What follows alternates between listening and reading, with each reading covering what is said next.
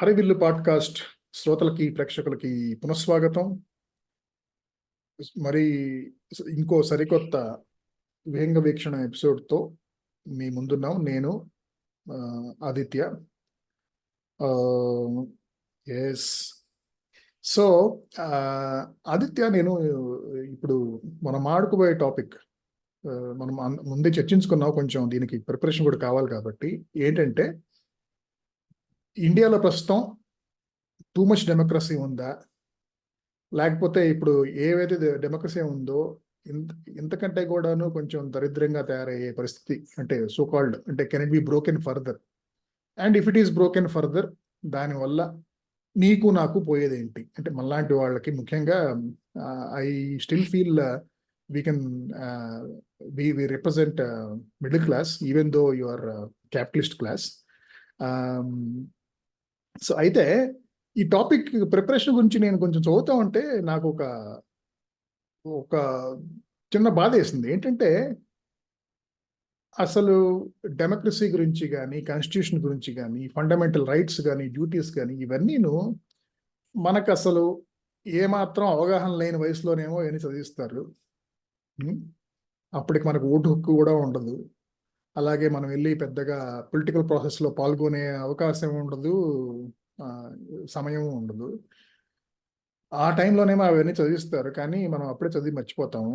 కొంచెం ఊహ వచ్చిన తర్వాత ఏమో ఈ సైన్స్, బయాలజీ, ఇవన్నీ మ్యాథ్స్, వీటిని పట్టుకుని చాలామందిని, అంటే ముఖ్యంగా చాలామంది తెలుగు కుటుంబాలకి ఇదే వర్తిస్తుంది. ఇది కొంచెం చాలా బాధాకరమైన విషయం కదా. ఏంటంటే, ఎప్పుడు దేని గురించి ఎక్కువ చదువుకోవాలో ఆ టైం చదువుకోకుండా అలా ఇంజనీరింగ్ చేసేసి, అదే మెడిసిన్ చేసేసి, వృత్తిలో పడి ఒక 10-15 ఏళ్ళు తనుకులాడిన తర్వాత దాంట్లో అప్పుడు సడన్గా సామాజిక స్పృహ పెరిగి, ముఖ్యంగా సోషల్ మీడియా ద్వారా అప్పుడు ఈ పాలిటిక్స్, ఎకనామిక్స్, హిస్టరీ ఇవన్నీ చదవటం మళ్ళీను, ఇదంతాను కొంచెం కన్వల్యూటెడ్గా ఉంది కదా ఇదంతా సీక్వెన్స్. ఏమంటావు? అవునండి. ప్రేక్షకులకి, విహంగ వీక్షణం ప్రేక్షకులందరికీ నమస్తే. నాగ్ గారు, నార్మల్ గా అంటే before I answer your question, నాకు మీరు రేర్ గా ఇచ్చిన అవకాశం లాంటి టాపిక్ ఇది. మనకి నార్మల్ గా విహంగ వీక్షణ పెట్టిన కొత్తల్లో ఇంతకు ముందు కూడా మనం అనుకున్నాం, మన రెగ్యులర్ శ్రోతలకు గుర్తుంటుంది, వీలైనంత వరకు స్టాటిస్టిక్స్ తో కూడిన టాపిక్స్ మాత్రమే ఎంచుకుందాం అని చెప్పి మనం ఒక బేస్ లైన్ పెట్టుకున్నాం.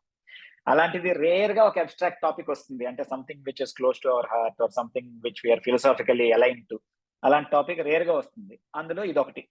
అంటే మనం ఊరికే ప్రభుత్వం అని ఆడిపోసుకోవడం కాకుండా, మీరు ఇంకొక స్టెప్ ముందుకెళ్ళి అసలు డెమోక్రసీ తాలూకా స్లైడ్ అని మీరు ఆ టాపిక్ ఇచ్చి మనం గత ఫ్యూ డేస్ నుంచి చదువుతున్నప్పుడు, ఇప్పుడు మీరు ఇచ్చిన ఇంట్రొడక్షన్ లో కానీ అదంతా, అంటే this is a topic in which we don't just blame someone, but yeah we're part of the blame. So చాలా బాగుంది అది. అండ్ మీ ఇంట్రొడక్షన్ కూడా, ఎక్సెప్ట్ ఫర్ ఒక దగ్గర మీరు క్యాపిటలిస్ట్ అన్న ఒక్క మాట దగ్గర తప్ప మిగిలినదంతా చాలా చక్కటి ఇంట్రొడక్షన్ ఇచ్చారు. But you're 100% correct. అంటే మనకి ఇవాళ టాపిక్ లో మీరు ఆ క్యాపిటలిస్ట్ అనే ముద్రని తొలగించుకోవాలనే మీ బర్త్డే కూడా మే 1st మార్చుకున్నారని అభిజ్ఞాన బోగట్ట. అవును, మార్చుకున్నాను. చాలా సంవత్సరాల క్రితమే మార్చేసుకున్నాను.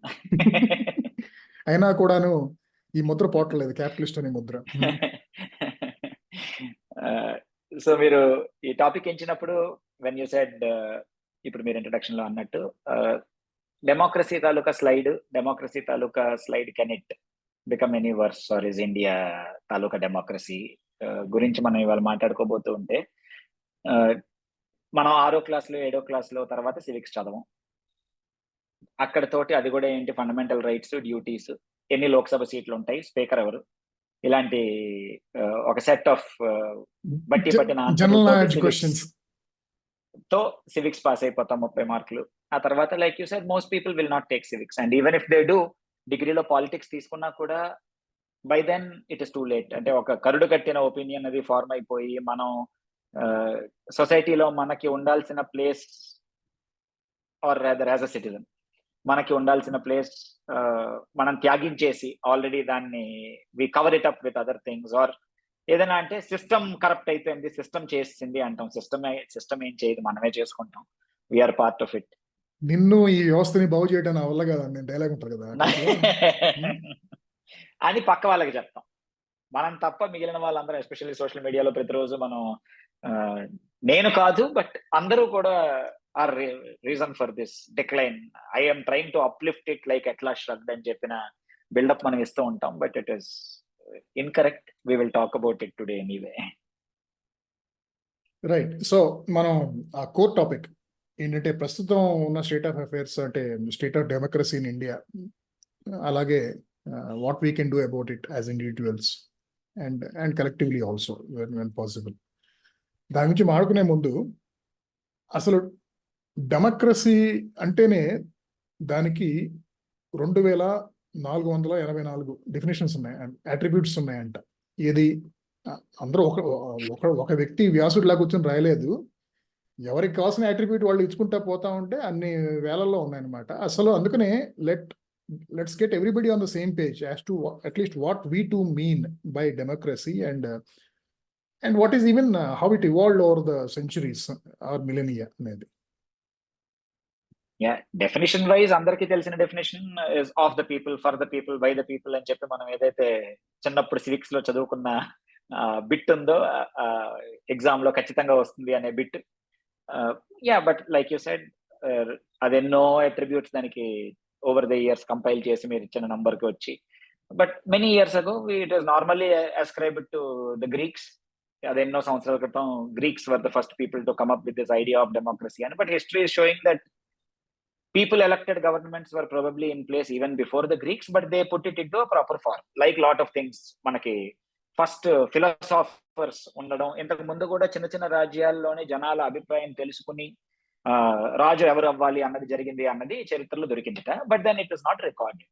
సో గ్రీక్స్ ఒకటి, అందుకే టర్మ్ కూడా డెమోస్ క్రాటోస్ రెండు పట్టుకొని పీపుల్ పవర్ అనే రెండు టర్మ్స్ ని పట్టుకొచ్చి వాళ్ళు డెమోక్రసీ అని తయారు చేశారు.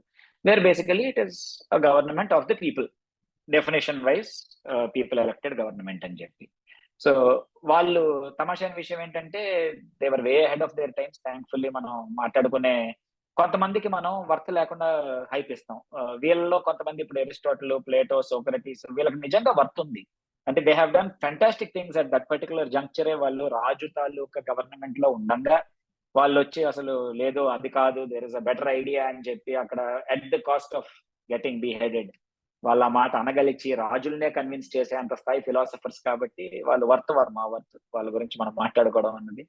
So when they came up అసలు ఒక ప్రొలెటేరియట్ తీసుకొచ్చి, ఒక జనాలను తీసుకొచ్చి, ఒక వాళ్ళలోంచి intelligent, of course we will talk about it how it evolved. దాంట్లోని ఇనిషియల్ గా ఓన్లీ ది ఇంటెలిజెంట్ పీపుల్ అని వాళ్ళు టర్మ్ చేసిన వాళ్ళకి మాత్రమే ఏదైతే మనం ఇవాళ ఓటు హక్కు అనే మాట వాడుతున్నామో దాన్ని వాళ్ళకి మాత్రమే ఇచ్చి ఆ సెనేట్ లో ఉన్న వాళ్ళని ఎంచుకోవడం, అందులోంచి మాత్రమే తీసుకొచ్చి, and then it evolved as we go along. But మీరు కూడా మీ తాలూకా అంటే what you have in mind aside from this step, then we can talk about history of democracy also. Interesting history కాబట్టి. అసలు ఇండియానే మదర్ ఆఫ్ డెమోక్రసీ కదా, మరి నువ్వు గ్రీస్ అంటావు ఏంటి? బాగా చెప్పారు. మనం అలా చేసుకున్నాం. అన్నిటికీ మనం మదర్, ఫాదర్, గ్రాండ్ ఫాదర్ అని చెప్పి మనకి, ఎందుకంటే మన చరిత్రలో ఎక్కడో ఉండే ఉంటుంది. అక్షరధాంలో బోటి యాత్రలో కనబడినట్టు మన వాళ్ళు ఎక్కడో ఒక దగ్గర అనే ఉంటారు అన్నమాట. కానీ అంటే ఆబ్వియస్లీ అది కొంచెం బలవంతంగా తెచ్చిపెట్టుకున్న కిరీటంలే. కానీ కాదే కొన్ని ఉదాహరణలు అయితే ఉన్నాయి. Even I think 6th century BC Chandragupta మౌర్యుడి ముందు టైంలో కూడా అప్పట్లో జానపదాలు ఉండే కదా. సో జానపదాల్లో కొంత డెసిషన్ మేకింగ్, పాలసీ మేకింగ్ అనేది కేవలం ఒక మోనార్క్ ఒకడే కూర్చుని మన నార్త్ కొరియా కిమ్ టైప్ లో వాడికి పొద్దున ఏదనిపిస్తే అది చేయడం కాకుండా అందరూ కలిసి కలెక్టివ్ గా చేయటం అనేది I think almost the same form existed in Greece for ఎలా ఉంటాయి. అదొకటి. దెన్ ఈ బసవేశ్వర కర్ణాటకలో ఆయన కూడాను 12th century అరౌండ్ 12th ఆ సెంచరీ టైంలో ఆయనకి హీ హ్యాడ్ సమ్ రోల్, పదవి ఏదో ఉంది ఆయనకి ఆ రాజ్యంలో. ఆయన కాకపోతే అక్కడ అందరిని కూర్చోబెట్టి డిబేట్స్ ద్వారా కొంచెం పాలసీ మేకింగ్ అనేది ఆయన కూడా దాన్ని ఎనేబుల్ చేశాడు అనేది ఈ రెండింటి ముఖ్యంగా ఉదాహరణగా చూపిస్తారు బేసికల్ గా. ఎంతకన్నా మీ కన్నడిగులు చాలా ముందున్నారు సార్. దేశాన్ని ముందుకు నడిపించడంలోని థాట్ లీడర్స్. ఎస్. సో అదనమాట.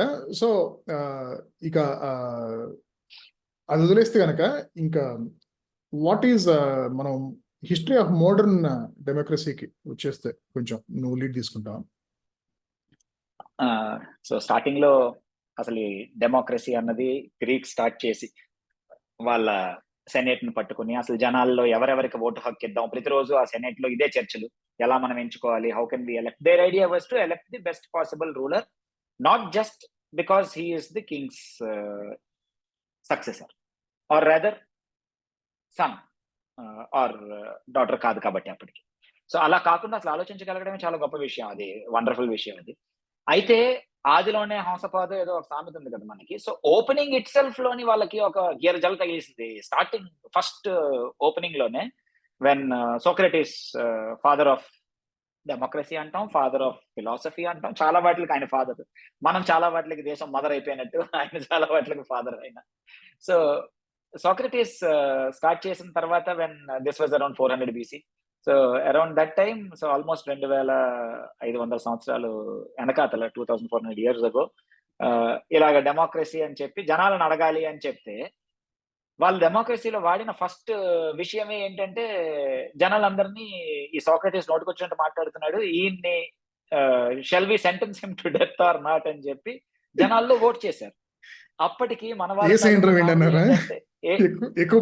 మన వాళ్ళ కామెడీ ఏంటి, దట్స్ ఎగ్జాక్ట్లీ వాట్ హ్యాపెండ్. అయితే మన వాళ్ళ కామెడీ ఏంటి, ఎప్పుడు కూడా మనకి ఏదైనా వైల్డ్ గా కావాలంటే మనం దానికి వెళ్ళి ఓటేస్తాం. ఇప్పటికి కూడా అది మనలో హ్యూమన్స్ లో మారలేదు. అది మనకి ఏదైనా కొంత ఇదేదో చాలా వెరైటీగా ఉందిరా, ఈ వెరైటీ చూద్దాం పదండ్రా అందరం అని చెప్పి ఆ కిక్ అప్పుడు స్టార్ట్ అయింది. 399 BCలో జనాలందరూ ఓకే వీడికి విషయం ఇచ్చి చంపిన మేము అందరం వచ్చి చూస్తామన్నారు. పాపం నిజంగా చచ్చిపోయాడు. He was sentence to death. నువ్వు పెట్టిన రూలే కదా డెమోక్రసీ, జనాలందరూ నేను చచ్చిపోమన్నారు, చచ్చిపో అన్నారు. సో దాంతో ఏంటంటే ఓపెనింగే పాపం వాళ్ళకి ఏదో మంచి చేద్దామని దిగేసరికి ఫస్ట్ తగిలిన జల్ల. వి విల్ టాక్ అబౌట్ అక్కడ ఇదే problem, people were at fault. అంటే మనకి జనాలందరూ ఏంటి, అవునవును అంటే ఏదైనా సరే ఒక మాబ్ మెంటాలిటీ అని మనం ఏదైతే ఇవాళ అంటామో, we will talk about that phrase several times in our discussion today anyway. So అది అప్పుడే మొదలైంది. పాపం డెమోక్రసీ వీళ్ళకి అవకాశం ఇద్దాం పదండ్రా అనేసరికి ఫస్ట్ నేను చంపేస్తాం అన్నారు. ఏందిరా ఇది మంచిగా అని చెప్పేసరికి అని. అయితే ఇలాంటివి చాలా ఎగ్జాంపుల్స్ ఉన్నాయి. అంటే నాట్ జస్ట్ అంటే మన అప్పట్లో కాబట్టి జనాల్లోని ఇంకా ఈ ఉషా కిరణాలు మేలుకోలేదు, ఇప్పుడు తర్వాత అంటే జనాలందరూ చాలా జ్ఞాన బలుపులు వెలిగాయి అనుకోవడానికి కూడా లేదు. ఇప్పటి వరకు కూడాను అంటే మొన్న లేటెస్ట్ గా యూకే బ్రెగ్జిట్ తాలూకది ఎందుకు జనాలు ఓట్ చేశారు, దానికి కారణం లేదు. అంటే no one can justify that answer. Scotland తాలూకా రెఫరెండం గానీ లేకపోతే ఆ కిక్కే ఇప్పటికి కూడా కంటిన్యూ అవుతుంది. ఇన్ 2400 years లేదు ఇప్పుడు డెమోక్రసీ ఇప్పుడు లేటెస్ట్ సర్వే ప్రకారం majority I think close to 58 or 60% people they feel they have done a mistake in voting for Brexit. Exactly అదే అంటున్నాను. వాళ్ళకి పాపం ఆ రోజు నుంచి యూకే తాలూకా పతనం స్టార్ట్ అయింది. అంటే అట్లీస్ట్ యూరోజోన్ టుగెదర్ ఉండడంలోనే వాళ్ళు ఒక మంచి అనుకున్నారు. దాంట్లో the strength that Britain got from it, that's different topic anyway. Same thing Scotland కూడా జస్ట్ బాల్ బచ్చికి అక్కడ వేరే కంట్రీ అయిపోతుంది, జస్ట్ మిస్ అది. అలాంటి ఓల్డ్ జరుగుతున్నాయి. ఏదైనా రెఫరెండం అని చెప్పి మనం ఒక మాట అనేసి మనం ఇండియాలో కూడా మనం ఎంచుకునే క్యాండిడేట్స్ ఒక మాబ్ మెంటాలిటీలో దూరేము అంటే ఆ క్యాండిడేట్ తాలూకా సత్తా లేకపోయినా so basically what you are getting at is majority is not always right అనేది. కరెక్ట్. అంటే that is what they discovered. వాళ్ళు దానికి కొన్ని మార్పులు కూడా చేశారు. మనం హిస్టరీ గురించి మాట్లాడుకుంటున్నాం కాబట్టి. సో అరిస్టోటిల్ తాలూకా డిసైపుల్ ప్లేటో రాగానే నాకు డెమోక్రసీ అంటే అసహ్యం అని మొదలెట్టాడు. ఎందుకంటే వాళ్ళ గురించి చంపేసింది కదా పాపం. ఏదైతే పాపం జనాలు మంచి అనుకున్నారో వాడినే వేస్తారు. సో పీపుల్ చేతిలో పవర్ ఇవ్వడం may not be such a good thing అని చెప్పి ఆయన ఏం చేశాడు, అప్పటికున్న మోనార్కీని he made a modified form of that and came together saying that okay there is good that people are represented, their ideas are represented. కానీ వాళ్ళకే power ఇచ్చామంటే ఇలాంటి మెంటల్ పనే చేస్తారు, ఐడియా ఇచ్చిన వాడినే వేసేస్తారు. సో మనం అలా కాకుండా వాట్ కెన్ వీ డూ అని చెప్పి he came up with amalgamation of both of these and he said there should be a king but the king should be a philosopher. So his idea was philosopher king అని చెప్పి that is the primary idea that Plato came forward with. అందుకే ఆయన philosopher king నేను చేస్తాను అంటే మనకి ఇండియాలో దానికి ప్రాబబ్లీ దానికన్నా ముందే జరిగిందేమో, I don't remember the exact date, but Chanakya did a similar thing. ఆయన idea was similar that okay I will take a prince and mould him into the king that the society needs. Or that the society deserves, needs కన్నా కూడా better term. కాకపోతే problem ఏంటంటే he decided what the society deserves, society did not decide. But yeah, it was one step forward. So అక్కడ ఆయన ఏం చేశాడు, అక్కడ ఆయన శిష్యుల్లో ఒకడైన ఫిలిప్ అని చెప్పి మెసిడాన్ ఊర్లో రాజును పట్టుకుంటే సరే అయితే నీకు నా కొడుకుని ఇచ్చేస్తాను, సేమ్ మన చంద్రగుప్త మౌర్య తాలూకా స్టోరీ లాగే ఉంటుంది చూడడానికి, నా కొడుకుని నీకు ఇచ్చేస్తాను, నువ్వు తీర్చిదిద్దు, వీడిని రాజు చేయి అంటాడు. That is Alexander the great. That king is Alexander the great. అయితే మనవాడు నూరిపోసిన దాని ప్రకారం ఏంటి, ప్రపంచం అంతటినీ ముందు మనం రూల్ చేయాలి, మన అందరం వెళ్ళి. So that was what he became. But Alexander had a lot of great qualities of course. అయితే అలెగ్జాండర్ తర్వాత ఆయన రాజ్యాన్ని ఆయన ఎంతో విస్తరించిన తర్వాత ఆయన he came up and then తర్వాత మనకి ఎవరు అన్నది మనకు తెలియదు కూడా హిస్టరీలో. అంటే the kingdom fell into ruin, అంతే కదా. అలెగ్జాండర్ తాలూకా నెక్స్ట్ జనరేషన్స్ అది ఏదో పెద్ద రాజ్యం అయింది అని మనం ఎక్కడా వినలేదు. సిమిలర్లీ రోమ్ లోని సీజర్ కూడా ఇలాంటిదే ఒక ఐడియా పట్టుకొచ్చి అగస్టస్ అని చెప్పి ఒక ఆయన్ని అడాప్ట్ చేసుకుని he said I will train you to be a king, you should be a philosopher, thinker అని చెప్పి పెద్దవాళ్ళందరినీ పిలిచి క్లాసులు తెప్పించి. అయితే this man was, Augustus was extremely good as a king. Rome taluka golden period అంతా ఆయన చూశాడు, 80 years రూల్ చేశాడు ఆయన. అయితే ఆయన తదనంతరం నెక్స్ట్ వచ్చిన రాజు కలిగులా అని ఒకడు వచ్చాడు. కలిగులా అంటే మన దగ్గర మనకి తుగ్లక్ అని చెప్పిన వాడు. తుగ్లక్ నథింగ్ కలిగులా ఎదుర్కొంటా.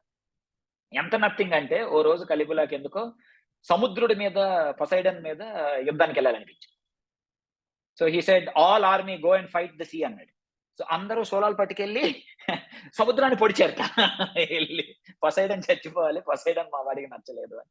సో ఒకటి తర్వాత ఇమ్మీడియట్ గా, so that's training some one to be a king, next generation has always failed. That is what has happened. అయితే అందులో నెక్స్ట్ వచ్చిన వాళ్ళు ఏం చేశారు, ఇది కూడా కాదు, మనం ఎలక్షన్ అందరికి పవర్ ఇస్తే విషం తాగేమన్నారు. సో ఎవరికి పవర్ ఇద్దాం అని చెప్పి ఆలోచించి they came up with a modified form, they called it epistocracy. They said we will only allow our educated people to vote. So we will form a proletariat ఏదైతే ఉంటుందో ఆ vote bank, it is only for the educated people. దాని various forms over the years వచ్చాయి. దానికి next కొన్ని దేశాల్లోనే simultaneous గా ఇది కూడా మన అగ్రికల్చర్ లాగా లేకపోతే భాష లాగా సైమల్టేనియస్ గా విస్తరించింది ప్రపంచం అన్నింటిలో. ఇదేదో ఒక దగ్గర వచ్చి ఆ ఐడియా అందరూ పికప్ చేసినట్టు కాదు కాబట్టి, like human evolution, lot of people have their own things కదా. సో ఇంకా కొంతమంది ఏమో రిచ్ వాళ్ళకి మాత్రమే ఓట్ ఇద్దామని వచ్చిన సొసైటీస్ కొన్ని వచ్చాయి. మెన్ ఒక్కళ్ళకే అన్నది మొన్నటి వరకు కూడా నడిచింది. 1920s వరకు కూడా shamefully women were not allowed to vote. అంటే that came from the idea that they were not educated అని చెప్పి అలా తొక్కేసి వాళ్ళది. But since then every one has to vote అని చెప్పారు. Now whether that is the right thing to do or the wrong thing to do అన్నది ఇప్పటికి కూడా ఇంకా there is discussions going on. Each time you or I or anyone who comes on even something as simple as Twitter లో మనం వచ్చి ఒక మాట అన్నా కూడా దాని కింద మన తాలూకా మేధావులే చాలా మంది వచ్చి చర్చ, అసలు డెమోక్రసీ వేస్ట్, అసలు we should go back to monarchy or autocracy, అసలు వీటిల్లోనే ఒరిజినల్ గా మన దేశం తాలూకా we have shown in monarchy period, అసలు మనకి డెమోక్రసీ ఇస్ నాట్ సూటెడ్. నోటికి వచ్చింది ఎవరికి, ప్రతివాడు కూడా ఏముంది అన్ని బాగున్నాయి కదా, ఏసీలో కూర్చున్నాం శుభ్రంగాను, అందరం ఒక దగ్గర, ఇంటర్నెట్ జియో వాడు పుష్కలంగా ఇచ్చాడు. అదే ఇంతకు ముందు మనం అనుకున్నట్టు నేను తప్ప మిగతా అందరూ ఎదవలు సోమరిపోతులు అనుకునే బాపత ఎక్కువ మనలో. అవునా? అదేంటంటే లేదు సార్, అసలు ఇలా ఉండకూడదు సార్, గవర్నమెంట్ నియంతృత్వం రావాలి. అసలు మీకు విషయం తెలుసా, మా నాన్న చెప్పేవాడు ఎమర్జెన్సీ టైంలో ట్రైన్స్ టైం నడిచేయండి సార్ అని, ఈ టైప్ చెబుతూ ఉంటారు అన్నమాట. నిజం ఇది. And there are people who believe it because they have not thought about it. They have not thought about it. అంటే మీరు అన్న మాట చాలా బాగుంది, ఇది నేను విన్నాను ఈ ఆన్సర్. ఎమర్జెన్సీ పీరియడ్ లో చాలా మంచివి జరిగాయి ఇండియాలో. అరే బుర్ర బుద్ధి లేదా, ఏం మాట్లాడుతున్నావు, ఏంటి 85% ట్యాక్స్ ఉండేది కట్టు మొత్తం వెళ్ళి, వాట్ నాన్ సెన్స్. ఇది మీరు సజెస్ట్ చేసిన ఒక వెరీ గుడ్ పాడ్కాస్ట్ నేను వినడం జరిగింది దీనికి ప్రిపరేషన్ గా. శ్రోతలందరికీ కూడా మీరు వీలైతే తర్వాత షో నోట్స్ లోంచి we can add it. Amit Shah కాదు, అబ్బో ఎలక్షన్ కదా, అమిత్ షా వస్తాను, అజయ్ షా కలిపిస్తాం. వాళ్ళిద్దరిది ఒక సిరీస్. దాంట్లో నిన్న ఫ్రీడమ్ గురించి మీరు ఒక పాడ్కాస్ట్ షేర్ చేశారు. అందులోని అసలు ఇండియా తాలూకా చరిత్ర దగ్గర నుంచి వాళ్ళు లేటెస్ట్ వరకు why freedom matters. Why freedom matters. So అది అంత ఇంపార్టెంట్ ఎందుకైంది అని వాళ్ళు అనుకుంటున్న దాంట్లో they also quote similar kind of things. ఇప్పుడు మనం మాట్లాడుకున్న లాంటివే వేర్ పీపుల్ అసలు ఎలా మనకు వచ్చింది ఈ అవకాశం, how did we get here, some of the things that we abuse Britishers actually would not have come to us if not for the British. Of course, that does not mean that yes, we should be ruled by a power and annanta murkulaithe evadu undadu gaani, but they would not, how that changed our అసలు చిన్నది అమెరికాలో జరిగిన ఒక strike వల్ల మనకి ఇంత agriculture రావడం, అసలు హౌ థింగ్స్ చేంజ్ అన్నది వాళ్ళు మాట్లాడుకుంటూ. ఎందుకు ఈ మాట అంటున్నానంటే అసలు మన కరెంట్ ఫార్మ్ ఆఫ్ డెమోక్రసీ మన వరకు రావడానికి because it is different from lot of other countries కదా. ఇప్పుడు యూఎస్ఏలో కూడా బ్రహ్మాండమైన డెమోక్రసీ ఉంది అని వాళ్ళు చెప్పుకుంటున్నారు. But there form of democracy significantly separate from ours. అంటే మనం డైరెక్ట్ గా రూలర్ ఎంచుకుంటున్నాం, దే ఆర్ నాట్. వాళ్ళకి స్లైట్లీ ఇట్ ఇస్ డిఫరెంట్. మనకి బ్రిటిష్ ఇక్కడ వదిలిన తర్వాత మనం చేసిన మార్పులు కాబట్టి వాళ్ళు దే హ్యావ్ దిస్. మనం బ్రిటిష్ వెస్ట్ మినిస్టర్ మోడల్ కదా, మనం రూరల్ డైరెక్ట్ గా బ్రిటిషర్స్. అవును. So no we are electing our, we don't elect. Mandi representational democracy. So we don't elect the prime minister directly, whereas in the US they elect their president directly. And they have a slightly different model there, wherein wala states have different powers. Manla kaadu kada, వాళ్ళకి it is entirely, manaki it is all center down kind of UK లో జరిగిన. మన constitution లో India is union of states అని రాసుకున్నా కూడాను అంత federal nature అనేది ఉండదు ఇక్కడ యుఎస్ లాగా. యుఎస్ లో every state is separate. So వాడు సెనేటర్ వేరేగా ఎన్నుకుంటాడు, అక్కడ వాళ్ళ పవర్స్ వేరేగా ఉంటాయి, వాళ్ళ లా వేరేగా ఉంటుంది.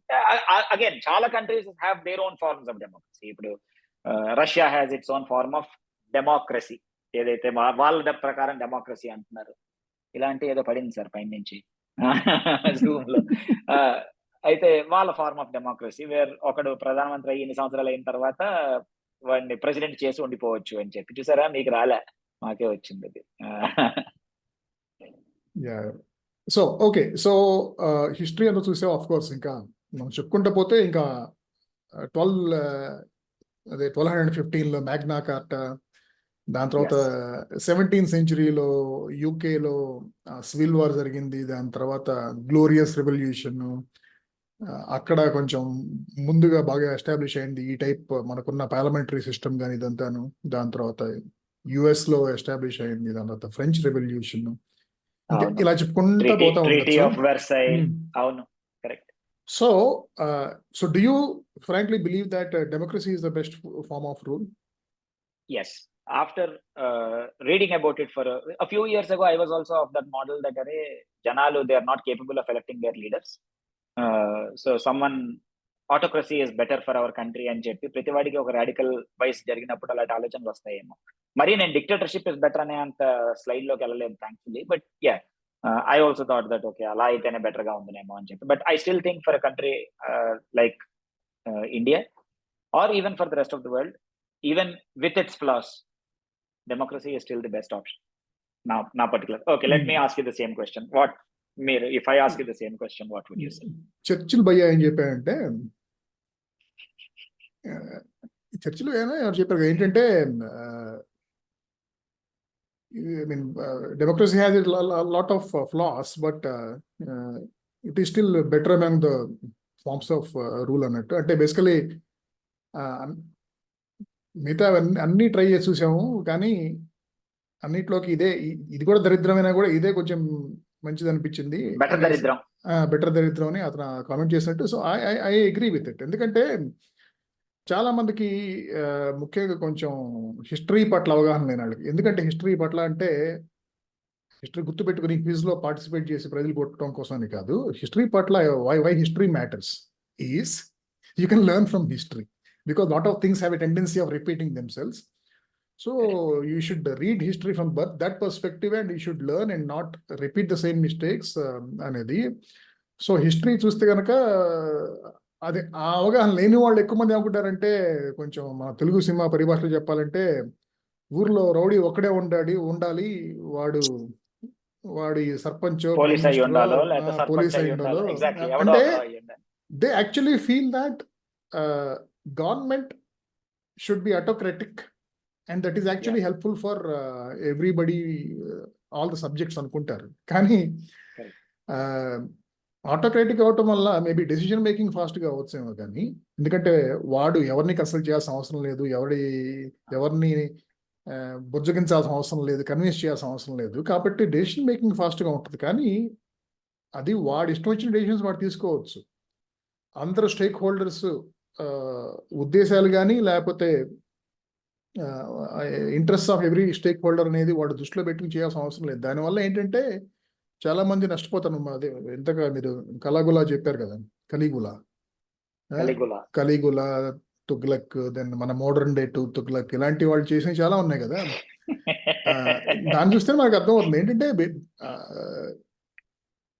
సో అందుకని ఆ రకంగా చూస్తే కనుక democracy broadly represented by people electing their leaders, either direct election కానీ లేదా రిప్రజెంటేషన్ ఎలక్షన్ కానీ, and rule of law, and everybody being equal before law, irrespective of their caste, creed, gender, race and all that. ఈ మూడు అయితే కనుక ఈ మూడును plus ఇంకొకటి freedoms, freedom to life, freedom to property, freedom of speech, ఇలాంటివన్నీ.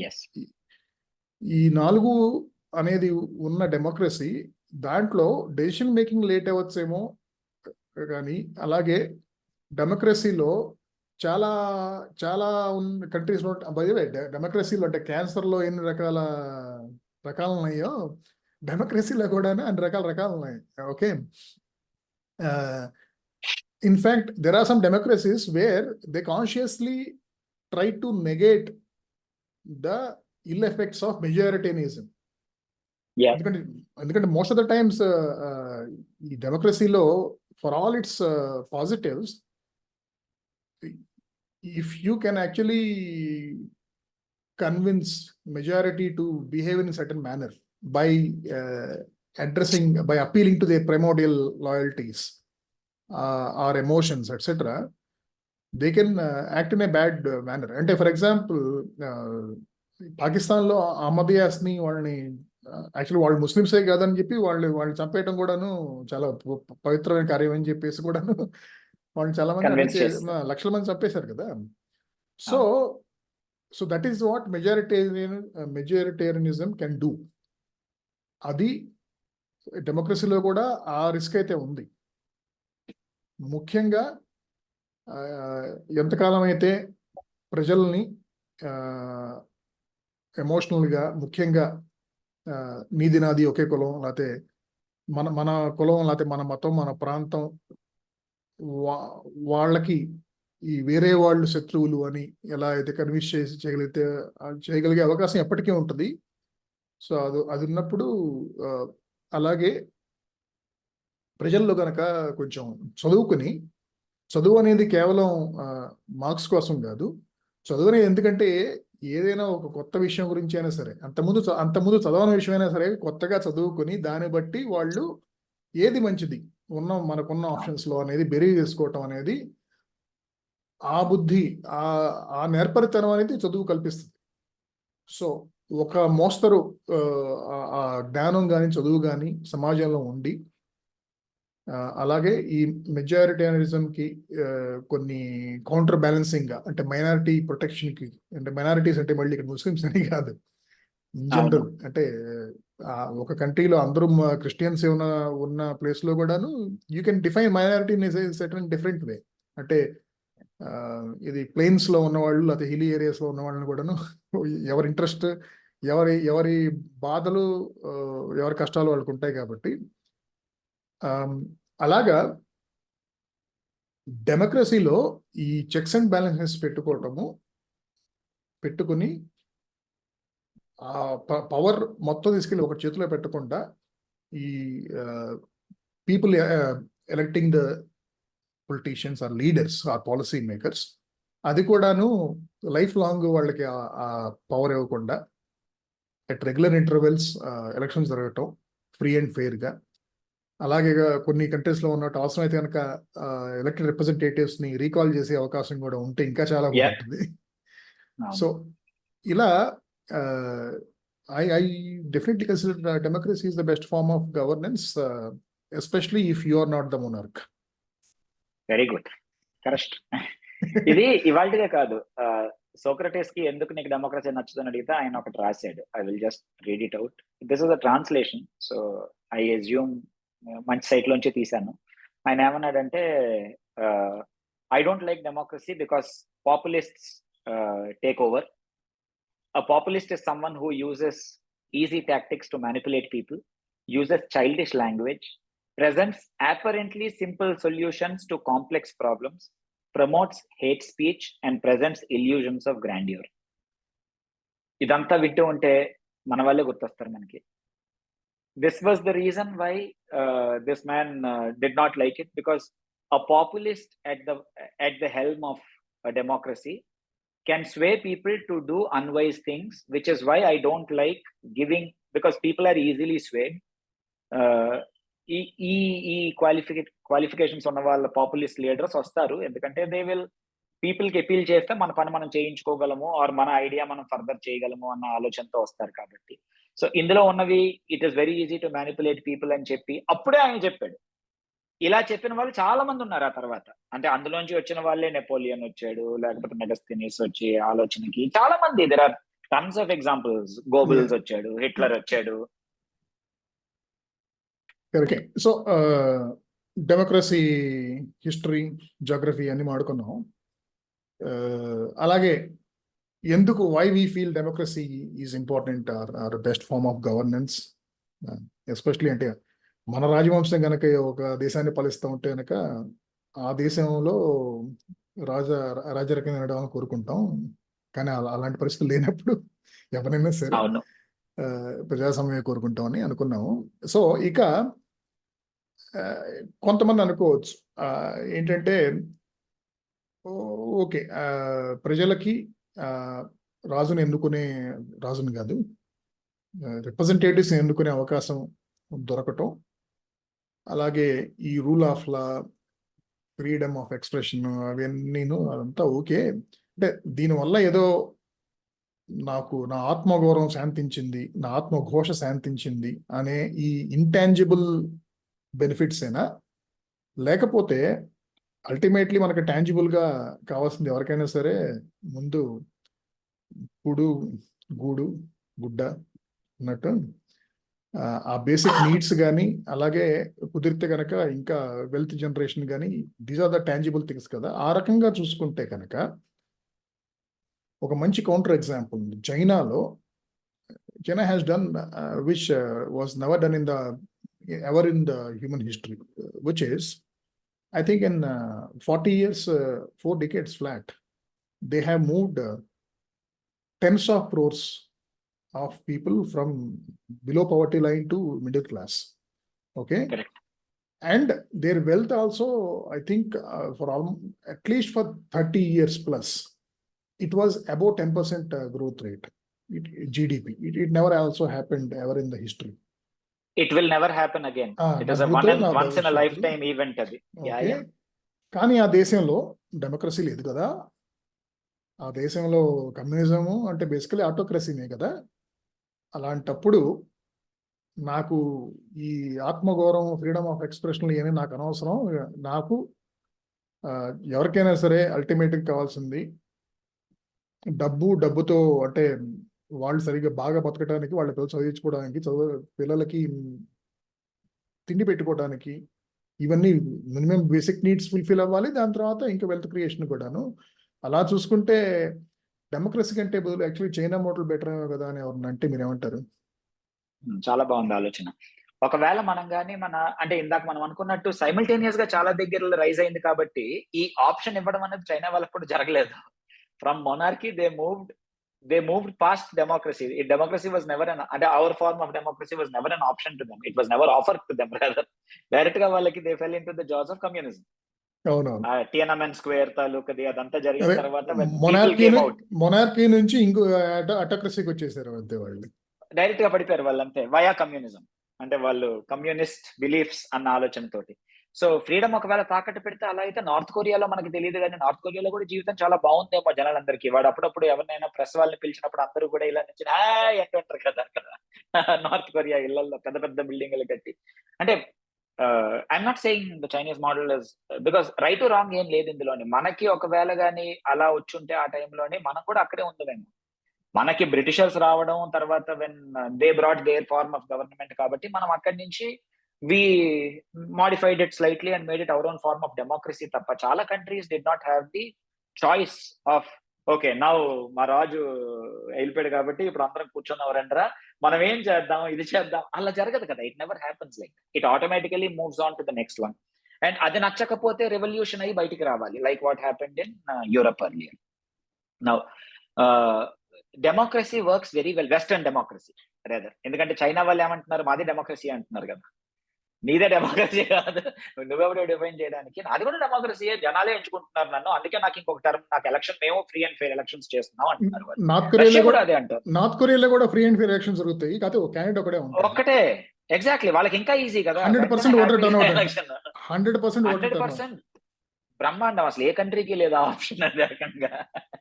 So China వాళ్ళు ఏమంటున్నారు, western democracy works when the people are wealthy. అందులో ఒక నిజం ఉంది. అంటే the original form of democracy when it started out as the realm of the wealthy people. So if everyone has their roti kapda makaan taken care of, then western democracy will work very well. అంటే if they are not in need or anything. కాకపోతే the problem is, అంటే the reason why democracy is good ఇందాక మీరు చెప్పినట్టు ఏంటి, is because it fosters equality among the society. Democracy is the only form of government where the person who is at the bottom of the pyramid has equal say. Exactly. That is why democracy Equal was- opportunities. it came up. Equal opportunities to make money and equal status before the law. Equal freedom of speech. ఇందాక మీరు చెప్పిన 4 పాయింట్లు చాలా బాగున్నాయి. అవి they are equal to both the person at the top of the pyramid who is among the richest in India, and the exact same franchise also is available to the beggar on the street who also is a citizen of India, who has nothing. So this is the only form which actually has both of that. ఇప్పుడు ఇంక ఏ ism కి మనం వెళ్ళినా కూడా, మనం పక్క నుంచి మనం దీంట్లోకి ఏ ఇజం తెచ్చినా కూడా, the sad thing is మనం ఇప్పుడు we are getting there. అదే I think is the next part of our discussion anyway, where అందరూ ఈక్వల్ అని ఏదైతే డెమోక్రసీ తాలూకా ప్లాట్ఫామ్ ఉందో అక్కడి నుంచి ప్రొవైడర్ ఇచ్చి నేనేదో కింద నుంచి రిసీవ్ చేసుకుంటున్నాను అన్న మోడల్ కి మనం దాన్ని మార్చడం వల్లే మన డెమోక్రసీ ఈజ్ స్లైడింగ్ డౌన్ కదా. ఓ ఐ ఆమ్ ది ప్రొవైడర్ అంటే ఏంటి, డెమోక్రసీలో మనం ఆటోక్రసీని ఇరికించాం. సో డబుల్ యాక్షన్ సినిమా అనమాట ఇప్పుడు ఇక్కడ. సో ఒక్కొక్క రోజు మనం పేరుకి వెస్టర్న్ వరల్డ్ ఎదుర్కొంటా కూడాను, no we're mother of democracy, world's largest democracy, going to polls and we popularize the most difficult polling station where someone has to walk up the hill for 12 hours with a case for 20 voters, and we make it seem as if it is a great achievement, shame. And in spite of all of that, adi cheppi adi aina marsat roz nunchi even in the mic what we are saying is main tumko 80 crore logon ko khana de raha hu, eat de raha hu. And how have you made democracy work there? And how the original, again the blame is not with the leader, the blame is with the people. The blame is with the people, mostly, because what Socrates said is coming true. As soon as a populist comes to power, we immediately are ready to change over into మా గురువు వచ్చాడంటే మనలో ఉన్న monarchy తాలూకది ఏదైతే రక్తంలో ఉండిపోయిందో అది పోలేదు. Okay, I have 1 point ఇందాక ఏదైతే నేను మన అజయ్ షా తాలూకా అమిత్ వర్మ తాలూకా అన్నాను, I wanted to make a point, I slipped it, అది చెప్పి I will give it back to you. అందులో ఆయన ఇండియన్స్ మనం ఎప్పుడు కూడా మన పాస్ట్ లో మనం పెద్ద తోపులం అని చెప్పి మాట్లాడుకుంటాం, అవర్ పాస్ట్ అసలు వరల్డ్ లో ఎవరికి లేదు అని చెప్పి. He made a striking point, it made me think, where he said pre industrial ఎరాలోని బై డిఫాల్ట్ మనకి ఇంక్రెడిబుల్ అమౌంట్ ఆఫ్ పాపులేషన్ ఉండి, ఇంత న్యాచురల్ రిసోర్సెస్ ఉండి, మనకి ఇంత land bank, climate very good climate, మనకి అగ్రికల్చర్ ఆల్రెడీ ఉంది కాబట్టి, అండ్ ట్రెమెండస్ వాటర్ రిసోర్సెస్ ఉన్నాయి మనకి, అండ్ మోస్ట్ ఇంపార్టెంట్లీ కోట్ల మంది జనాలు ఉన్నారు. అప్పటికి కూడా మనకి 40 కోట్ల మంది పాపులేషన్ ఉండేది కదా లాంగ్ అగో. మనకి అనుకుంటా ఉంటారు కదా, చాలా మంది చెబుతూ ఉంటారు ఏంటంటే India was great at 1 point in time, now we're again making it great అనేది. అవును. It was great at 1 time అని చెప్పేవాళ్ళు ఏం చెబుతారంటే ఒకప్పుడు అసలు ప్రపంచ జీడిపిలో మనది 25% ఉండేది అని. ఎగ్జాక్ట్లీ. అప్పట్లో మన జనాభా కూడా 25% ఉందా అది గమనించట్లేదు వాళ్ళు. ఉంది. అండ్ మిగిలిన వాళ్ళకి they did not have the amount of resources or anything. అప్పటికి ఇండస్ట్రియలైజేషన్ లేదు కాబట్టి ఎంత మంది బయటికి వెళ్తే ఆటోమేటిక్ గా ఇంత ప్రొడ్యూస్ చేస్తారు. అవును 100 మంది వెళ్తే అప్పట్లో తప్పితే అంతే కదా. ఫ్యాక్టర్స్ ఆఫ్ ప్రొడక్టివిటీ అప్పట్లో ఏంటి, ల్యాండ్ అండ్ పీపుల్, అంతే కదా. That's all. సో ఆ ఏముంది రెండు. మీకు, అది జామెట్రిక్ గానే పెరుగుతుంది, ఎక్స్పోనెన్షియల్ గా ఎందుకు పెరుగుతుంది గ్రోత్. సో అవునవును. ఓహో, 1,00,00,000 మంది భూమిలోకి వెళ్ళారు, 1,00,00,000 మంది ఎంత ప్రొడ్యూస్ చేశారు. సో జీడిపి అబ్బో తోపు జీడిపి అని చెప్పి. ఇండస్ట్రియలైజేషన్ వచ్చిన తర్వాత మనం సిగ్గుపడాల్సిన విషయం ఏంటి? Countries which are 1/10, 100th of our population have gone ahead of us. I'm not saying only GDP as one measure, but మన వాళ్ళు చెప్పేది ఏంటి, మీరు అన్నట్టు 25% మనదే జీడిపి ఉండేది, మన రాజ్యంలో ఉన్న రిచెస్ అన్ని కూడా వాళ్ళు కొల్లగొట్టి పట్టుకెళ్ళిపోయారు. అది దరిద్రం, అది వీఆర్ నాట్ డౌటింగ్ ఇట్. కాకపోతే మా తాతల నేతలు తాగారు, మా మూతలు నాకండి అని చెప్పి ఇప్పటికి కూడా చెప్పుకోవడం does not, the metric has changed. Syllabus మారిపోయింది, ఎగ్జామ్ మారిపోయింది. మనం అప్పుడున్న సిలబస్ తో ఎగ్జామ్ రాస్తామంటే ఎలాగా? సో నాకు అందులో బాగా స్ట్రైక్ అయిన పాయింట్ అది. నేను ఆగి 2 సార్లు విన్నాను ఆ పాడ్కాస్ట్ లో. సో ఎస్, మీకు కమింగ్ బ్యాక్ టు యూ. అదే అంటే ఈ మధ్య ధ్రువ్ రాఠీ వీడియోలో కూడా ఇదే చెప్పినట్టున్నాడు, నాకు సరిగ్గా గుర్తులేదు. బట్ ఈ మోడస్ ఆపరెండి అయితే కనుక ఇంత ముందు కూడా మనం హిట్లర్ టైంలో కూడా చూసాం. ఏంటంటే if you want to get majority share of votes, you will tell the population that we were once great, but we were not now because of this community or this reason or అనేది. అందుకోసమే కదా మనం ఇప్పుడు once great అనేది. అంటే అసలు human civilisation మొదలైన తర్వాత సమ్ 2.5 మిలియన్ ఇయర్స్ ఎగో, 2.5 లక్షల సంవత్సరాల క్రితం, అప్పటి నుంచి చూసి ఈవెన్ వ్యవసాయం కూడా పద్ధతులు మొదలైన తర్వాత, అంటే అట్లీస్ట్ ఒక 9,000 ఇయర్స్ ఎగో పర్షియా అటు సైడ్. అయితే అప్పటి నుంచి చూసుకుంటే కూడా గత 9,000 సంవత్సరాలుగా ఎప్పుడు చూసుకున్నా కూడా ఇక్కడ ఉన్న భౌగోళిక పరిస్థితుల వల్ల, ఎందుకంటే ఇది మంచి టెంపరేట్ వెదర్, ఇక్కడ ఎక్స్ట్రీమ్స్ ఉండవు. అలాగే అంతా వాటర్, నదులు చాలా ఉన్నాయి కాబట్టి ఇరిగేషన్, ఎరబుల్ ల్యాండ్ చాలా ఎక్కువ ఉంటుంది. కాబట్టి ఎప్పుడు చూసుకున్నా కూడా కనీసం 20% of the world's population has always lived here in the Indian sub continent in the last 9,000 years. So obviously ఆ రకంగా భౌగోళికంగా అయితే కనుక this is a blessed land. అలాగే ఇన్ని వేల సంవత్సరాల్లో ఇంతమంది జనాభా ఇక్కడ ఉన్నప్పుడు, when it's such a melting pot which was welcoming even more immigrants, idea creation కానీ కో పాపులేటింగ్ ఆఫ్ ద ఐడియాస్ అదంతా జరుగుతున్నప్పుడు చాలా మంచి విషయాలు ఇక్కడ నుంచి వచ్చినాయి. దాని గురించి మనం చెప్పుకోవాలి, కప్పిపుచ్చాల్సిన అవసరం లేదు. కానీ ఉన్నవి లేనివి కూడా చెప్పుకోవాల్సిన అవసరం లేదు.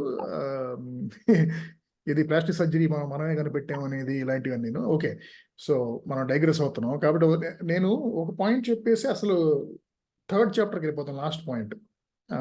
సో ఇప్పుడు ఎక్కడున్నాం అంటే, డెమోక్రసీ ఈజ్ గుడ్.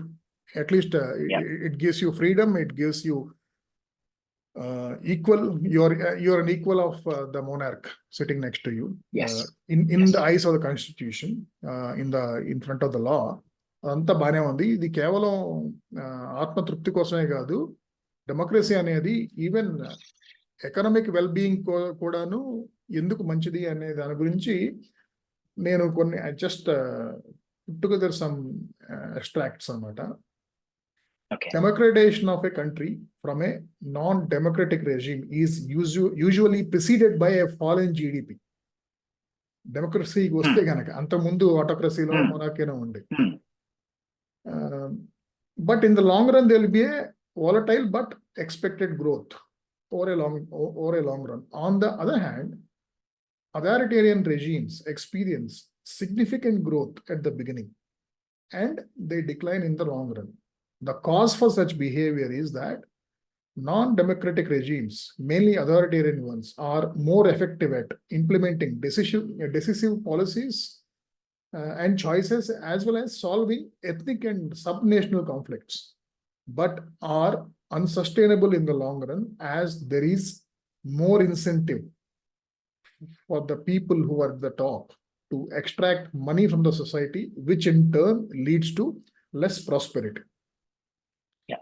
దాని కర్వ్ అలా ఉంటుంది. Authoritarian regimes, democratic regimes revolve around institutions and policies which lay the foundations through which principles of liberty and equality are designed and followed, thus directly or indirectly affecting firms or individuals who benefit from the directives and increase their growth, which in turn has a positive impact on economy.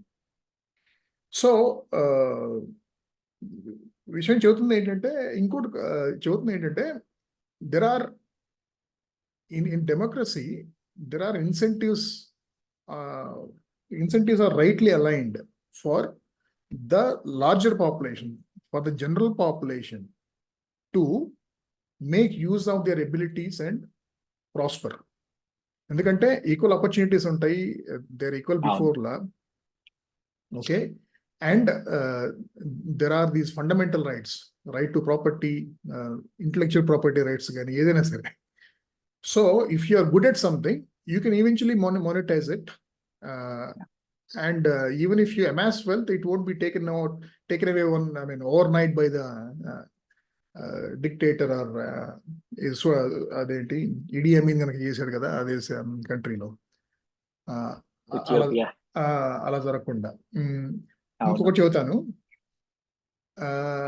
There are అంటే కొన్ని counter examples ఉన్నాయి, but ఆ counter examples లో కూడా ఒక underline theme ఉంది. ఏంటంటే there are several once very impoverished countries that have experienced significant and rapid economic growth without democratic institutions. Some examples are Chile. At examples based on the GDP per capita, which is at least 5 times India's current GDP. 5 times and above, sometimes 20 times also. Chile, Hong Kong, Taiwan, Singapore, and South Korea. So all of these countries were at one point in time very impoverished, and even now they are not fully blown democracies like India is. Okay, I mean, India is not a full blown democracy. I'm not saying that. What I'm saying is the democratic institutions in India are much better compared to these countries, but those countries have such high economic growth. Why? Endukante what they have in common is, other than being backward countries at one point in time, is that they all have relatively free markets. We would say that they are economically free, meaning they have little to no protectionism. There are no tariffs and quotas on imports except for South Korea. This allows them to relieve the citizens of the burden in the form of taxation. So the citizens benefit by getting cheaper goods from wherever, the best in the world. They can get it without any customs duty being added to that. Another characteristic common between them is that they have secure property rights and rule of law, even though they are relatively authoritarian. And Singapore, we know, the other type democracy adi ante democracy ante adok rakam annattu, it's a authoritarian democracy anamata.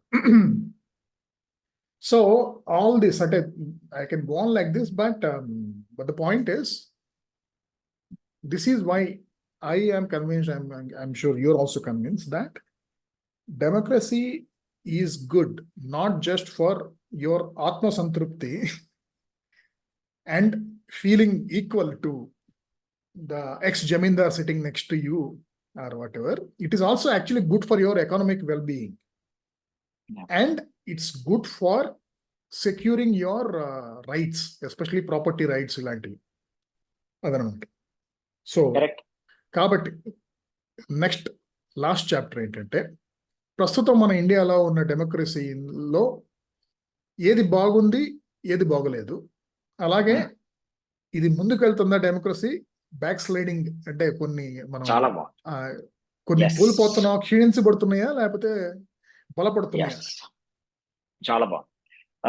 అంటే ఎవరైనా వింటున్న వాళ్ళకి 4వ క్వశ్చన్కి వచ్చే ముందు ఒక చిన్న అడెండము, ఎందుకని ఎకానమీ గురించి అసలు ప్రస్తావించాము డెమోక్రసీలోని అని నాగ్గర్ చేసిన రీసెర్చ్ కి there is a simple number. In a democracy 1% growth in GDP is suppose to lift 3 million people out of poverty. ఒకవేళ కానీ ఆటోక్రసీలో కానీ మొనార్కీలో కానీ అయితే జీడిపి పెరుగుతూ ఉంటుంది కానీ పీపుల్ కి it does not benefit them directly in any way. వాటి జేబులోకి సో వెళ్ళిపోతుంది. అది కంట్రీ తాలూకా జీడిపి ఆ కే షేప్డ్ కన్నా ఇంకా ఇలా కే అయిపోతుంది అనమాట. ఇంకా ఐ షేప్డ్ రికవరీ అయిపోతుంది. అది సో అందుకని చెప్పి ఆ మాట అనుకోవడానికి. నెల్సన్ మండేలా అంటే మన జనరేషన్ కి డెమోక్రసీ పెద్ద లీడర్ కాబట్టి ఆయన రెండు పాపం డెమోక్రసీ తాలూకా చేతిలో బాధలు కూడా పడ్డాడు. ఆయన అయినా కూడా ఆయన బయటకు వచ్చిన తర్వాత ఆయన do you still support democracy అని అడిగితే ఆయన మాట అన్నారు, దేర్ ఇస్ ఒక డెమోక్రసీ, ఒక హెల్దీ డెమోక్రసీ ఎలాగ ఫార్మ్ అవ్వాలి అంటే he says educated, enlightened, informed population is the surest way of promoting the health of democracy అన్నాడు. ఆయన లీడర్షిప్ గురించి చెప్పలేదు. He did not talk about the problems. There are few problems which worldwide democracy konna problems are the same that we have in India also. Corruption, nepotism, అంటే పేరుగా democracy కానీ వాళ్ళ పిల్లలే వస్తారు. Influence of money are other things, ప్రలోభాలు on elections. So free అన్నా కూడా అంటే ఓటు, పరివార్వాద్, లాభార్థి. గట్టిగా వింటున్నారు ఎలక్షన్ స్పీచ్లు మీరు. Then ఆప్షన్ ఏ క్యా high? Then too much power in the hands of the leaders. So ఈ 4 వరల్డ్ వైడ్ ఉన్న వాటిల్లో కామన్ గా అవే ఉన్నాయి వాళ్ళకు కూడాను. అయితే ఈయన స్టిల్ హీ సెడ్, మన నెల్సన్ మండేలా ఏమన్నాడంటే it is not their fault, an educated, enlightened, informed population is the only way అన్నాడు ఆయన. So it is on us that when the population is not informed and when they are not educated in the sense చదువు degree కాదు, what he means is in the sense of the democratic term wherein we say that okay, this is my responsibility, I will fulfill it. ఇందాక మాడుకున్నాం కదా educated అంటే one who should be able to understand new things and make informed choices. Yeah. ఆ మాత్రం చేయగలిస్తే చాలా బాగుంది. కాకపోతే మనకి we want the best of both worlds, మనకి ఫ్రీగా కావాలని నేను, but we don't want to fulfil our side of the responsibility. కాబట్టి leaders are already playing to the same audience. అంటే మనకి we have had leaders who come up and said that see you should not do this, మీరు డబ్బు తీసుకోకూడదు. Every election లో పాపం వచ్చి మాట్లాడతారు, మీరు డబ్బు తీసుకోకండి, మీ ఓటు మీరు అమ్మేసుకుంటున్నట్టు లెక్క, నెక్స్ట్ 5 సంవత్సరాలు ఏం చేయరు అని. But our citizenship as a whole is not educated to the level wherein we can actually put that into action. మనకు ఆ స్థాయి అవేర్నెస్ ఇంకా మనకి రాలేదు. అది రాకుండా ఉండడమే మన లీడర్షిప్ తాలూకా ఇంట్రెస్ట్. కాబట్టి వాళ్ళు దాన్ని రానివ్వకుండా ఆ డోల్లో బతికించడమే బెటర్ అని చెప్పి మనకి ఇదేదో పెద్ద కాన్స్పిరసీ థియరీ కాదు, it is the truth everywhere. మనం ఇందాక మీరు మేక్ గ్రేట్ అగైన్ అన్న ఎగ్జాంపుల్ మనకే కాదు కదా, మేక్ అమెరికా గ్రేట్ అగైన్, ఆయన మళ్ళీ వచ్చేస్తాడు రేపు నవంబర్లో. So they will elect him again in all probability. So మన దగ్గర if we answering your question, the problem that we have is where we have started off as a democracy with problems. మనకి independence వచ్చిన తర్వాత 1947 తర్వాత మనం ఒకవేళ లెక్కేసుకుంటే మనం చాలా బిలీగా డెమోక్రసీగానే స్టార్ట్ చేసాం. వి స్టార్టెడ్ అవుట్ విత్ ఆ టైంకి యాక్చువల్ గా we are in the worst form of government అనుకోవాలేమో. అంటే మీరు ఇందాక చెప్పిన కర్వ్ లెక్క కానీ వేసుకుంటే ఆటోక్రసీలో ఉంటే మనం ఇమీడియట్ గా we would have started off at a very high pace of growth ఏమో. మనం ఏంటి, వి స్టార్టెడ్ ఆఫ్ ఎట్ ఇలాగా ఈ కర్వ్ ఏదైతే ఉందో మనకి ఇది చాలా సంవత్సరాలు పట్టించింది. Only after 91-92 did upswing start. అంతవరకు అది అగైన్ మీరు ఇచ్చిన ఎగ్జాంపుల్స్ లాగా ఒక ఫ్రీ మార్కెట్ రావడం వల్ల జరిగింది, బెస్ట్ ఆఫ్ మార్కెట్స్ కి మనకి యాక్సెస్ రావడం వల్ల. సో అందులోనే మనకి ఏకంగా ఒక 35 సంవత్సరాలు అయిపోయేసరికి మనకు ఒక జనరేషన్ అయిపోయింది. అందులో one generation actually lost in that downward curve where poverty increased, where ఈ worst parts happened like emergency, like all of these ridiculous things. అయితే అక్కడి నుంచి మనకి పేస్ ఆఫ్ గ్రోత్ స్టార్ట్ అయిన తర్వాత నుంచి the worst parts of democracy started coming into play, where in ఈ కరప్షన్లు, నెపోటిజంలు ఇవన్నీ they came into play. Too much power getting centralized. మీరు ఇందాక అన్నారు చూసారా, institutions are the central load of democracy అని మీరు అన్నారు. మనం ఎన్నోసార్లు అనుకున్నట్టు మన ఇన్స్టిట్యూషన్స్ ని మనం నిర్వీర్యం చేసేసాము అని చెప్పి మనం అరుస్తూ ఉంటాం బయటకు వచ్చి. ఇందులో that is what has happened. అంటే మనం ఇన్స్టిట్యూషన్స్ ని ఇండిపెండెంట్ గా రన్ అవ్వడం దగ్గర నుంచి we have made them, the system has made them, the system has made them to serve a purpose. ఇప్పుడు even something like ED, CBI మనం ఏదైతే రోజు అంటూ ఉంటామో అలాగా public sector undertakings they are not allowed to run for free. అంటే on their own అంతెందుకు వాళ్ళకి run అంటే అయ్యే అవకాశం ఒకటే రాలా. అంటే ఒకటేమో ఈడీ, సిబిఐ ఇలాంటి ఇండిపెండెంట్ ఏజెన్సీస్ అన్నీను ఆ, ఈ అధికారంలో ఉన్న పార్టీకి బేసికల్ గా ప్రైవేట్ ఆర్మీ టైప్ లో తయారవడం అనేది అదొకటి. ఈవెన్ ఎలక్షన్ కమిషన్ కూడాను Yeah. అదే రకంగా. అంతేకాకుండా ఇప్పుడు పార్లమెంట్ అనే ఉంది. పార్లమెంట్ అనే వ్యవస్థకు ఇప్పుడు ఏమైనా శాంక్టిటీ ఉందా అసలు? మామూలుగా అంత ముందుతో కంపేర్ చేస్తే కనుక they are now convening only 20% of the time. అంటే exactly. On average it is down 80% number of days చూసుకుంటే కనుక. ఆ అండ్ పార్లమెంట్ లో లీడర్స్ కూడాను చట్టాలు కొంచెం ముందుగా, కొత్త చట్టాలు ఏవైనా సరే ముందుగా సభ్యులకు ఇవ్వటం, వాళ్ళు చదివే అవకాశం ఇవ్వటం, వాళ్ళు డిబేట్ చేసే అవకాశం ఇవ్వటం, ఇదేం లేకుండా జస్ట్ ఒక వీటో ఐస్ హ్యావ్ ఇట్ మూజువాని vote, voice vote, voice vote దాని ముందు ఒకటి ఒక రిట్ జారీ చేస్తారు కదా. ఏంటంటే అందరూ మన పార్టీ వాళ్ళంతా దీనికి ఓటు వేయాలి అని చెప్పేసి వాయిస్ లేకపోతే పార్టీలను తీసేస్తాం. సో దీనివల్ల వర్స్ట్ పర్ఫార్మింగ్ పొలిటీషియన్స్ ని మాటిమాటికి ఇప్పుడు హేమాలిని పాలిటిక్స్ కు వెళ్ళదు. ఆవిడకి 5 సార్లు ఎంపీ. ఆవిడ నేను బహుత్ కియా హే, ఏం చేశారంటేనేమో బహుత్ కియా హే తర్వాత చెప్తానండి ఆవిడ మన ప్రెస్ లో అడిగితే. మథురాలో. సో అంటే ఆవిడ ఒక్కళ్ళనే కాదు, every one for that matter. మనకి పార్లమెంటేరియన్స్ అని చెప్పి మీరన్న ఒక term again as an institution. అదే వ్యవస్థలు అంటే పార్లమెంట్ ఒకటి, దెన్ ప్రెస్, ఫోర్త్ ఎస్టేట్ గురించి మనం చిన్నప్పటి నుంచి వింటా ఉన్నాం. ఎంత నిజంగా ఒకప్పుడు చాలా పవర్ఫుల్ గా ఉండేది అని ముఖ్యంగా ఇప్పుడు చదువుతుంటే అర్థమవుతుంది. ఏంటంటే చీఫ్ మినిస్టర్స్ వాళ్ళు కూడాను రేపు పొద్దున ఈ పేపర్లో నా గురించి ఏమి రాస్తాడు, ముఖ్యంగా ఈ వ్యక్తి ఎడిటర్ నా గురించి ఒంటికాల మీద లెగుస్తూ ఉంటాడు, ఇప్పుడు ఇది నిన్న ఇలా చిన్న స్కామేజ్ జరిగింది, లేకపోతే ఇది నేను అనరాని మాట ఉన్నాను అసెంబ్లీలో, దీని గురించి రేపు ఎంత దుమారం రేగుద్దు అని చెప్పేసి వాళ్ళు భయపడతా ఉండేవాళ్ళు. ఇప్పుడు ఆ ఫ్రీడమ్ ఆఫ్ గవర్నమెంట్ దించేసాయి కదా సార్, గవర్నమెంట్ దించేసాయి కదా. ఇండియన్ ఎక్స్ప్రెస్ ఇప్పుడు మన గురు సినిమాలో గట్రా చూసినట్టు నిజంగా శాసించాయి అవి. అరుణ్ షౌరీ అంత పేరు ఎందుకు వచ్చింది? అయితే ఇప్పుడేమో అంటే పేరుకి వాళ్ళు ఇండిపెండెంట్ గా ఉన్నారు, కానీ వాళ్ళ ఎకనామిక్ ఇంట్రెస్ట్ వల్ల అందరూను ఇప్పుడు ఏ స్టేట్ లో అయినా సెంట్రల్ అయినా సరే అధికార పార్టీకి వంత పాడే వాళ్ళే ఎక్కువ కనపడుతున్నారు కదా. సో అది పోయింది. ఇంకా ఈసీ గురించి ఆల్రెడీ చెప్పాము. ఈవెన్ కోర్ట్స్ కూడాను, కోర్ట్స్ అనేది యాక్చువల్గా జ్యుడిషియల్ రిఫార్మ్స్ అనేది ఎంతకాలం పెండింగ్ ఉంది అంటే, అట్లీస్ట్ ఒకటేంటంటే కోర్ట్స్ డైరెక్ట్గా అధికార పార్టీ కంట్రోల్లోకి రాలేదు, కానీ వాళ్ళలో వాళ్ళే ఒక మాఫియాలా తయారైపోయారు ఒక చెప్పాలంటే. వితౌట్ ఉన్న వాళ్ళలోకి ఇంకా they are still the bulwark against, అంటే they are the probably the last agency which is still on the side of the people అనుకోవడానికి అదొక్కటి మిగిలిందేమో. I have a point here. ఇప్పుడు డెమోక్రసీ మనకి చాలా మంది క్రిటిసైజ్ చేసే వాళ్ళు, ఇందాక మీరు ఇన్ పాసింగ్ ఈ టర్మ్ వాడారు, is because the pace of change is very slow. Autocracies లోని టాప్ డౌన్ డెసిషన్ మేకింగ్ కాబట్టి స్పీడ్ గా ఏదైనా చేంజ్ వచ్చేస్తుంది. నౌ బై నేచర్ డెమోక్రసీ తాలూకు ఇదే మెచ్యూరిటీ అంటారేమో, నాకు కూడా ఈ మధ్య అర్థం అవుతుంది. That the pace of change should be slow. అంటే if the country has to long test match ఆడాలి అంటే it has to be slow. In that we may lose a lot of things, cost may go up. Of course అందులోని మనకి ఈ మిగిలిన ఇందాక మనం మాట్లాడుకున్న దరిద్రాలన్నీ రావడం వల్ల జరిగే స్లో కాదంటే, ఇప్పుడు ఇన్ఫ్రాస్ట్రక్చర్ స్లో అయిపోయిందంటే అది ఇన్ఎఫిషియన్సీ.